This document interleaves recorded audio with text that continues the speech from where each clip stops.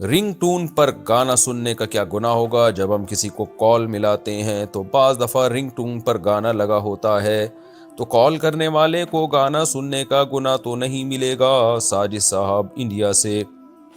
नहीं जी, गाना सुनने का गुनाह नहीं मिलेगा। वो सुन थोड़ी रहा है, वो तो कॉल मिला रहा है, वो तो खुद ब खुद एक कान में आ रहा है। तो आप गौर न लगाएं, उस पर ध्यान न दें, उससे लज्जत हासिल न करें। तो अगर आपने जानकर ध्यान लगाया, उससे लज्जत हासिल करना शुरू कर दी, फिर गाना सुनने का गुनाह होगा।